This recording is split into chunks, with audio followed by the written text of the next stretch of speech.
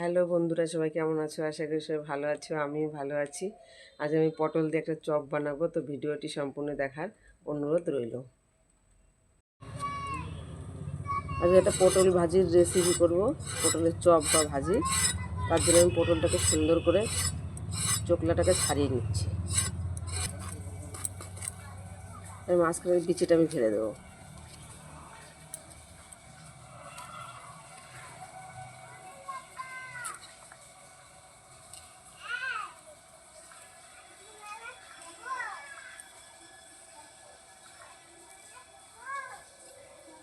এইভাবে আমি কেটে নেবো সবগুলো।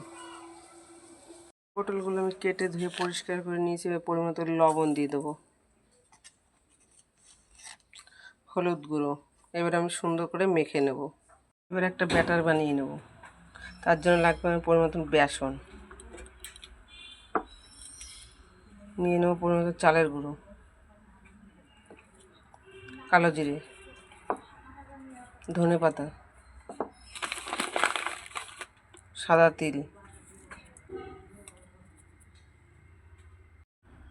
দিয়ে দেবো, পরিমাণ মতন হলুদ, পরিমাণ মতন লবণ, কাশ্মীরি লঙ্কার গুঁড়ো, পরিমাণ মতন জল দিয়ে এবার আমি ব্যাটারটাকে করে নেব। ব্যাটারটা আমার হয়ে গেছে, ঠিক এরকম ঘনত্ব রাখবো। ব্যাটারটা আমার হয়ে গেছে।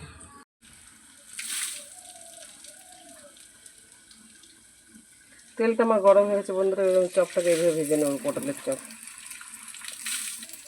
সবগুলো আমি একইভাবে ভেজে নেব।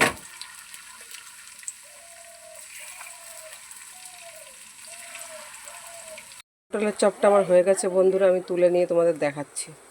পটলের চপটা আমার হয়ে গেছে বন্ধুরা, দেখো কতটা সুন্দর হয়েছে দেখতে।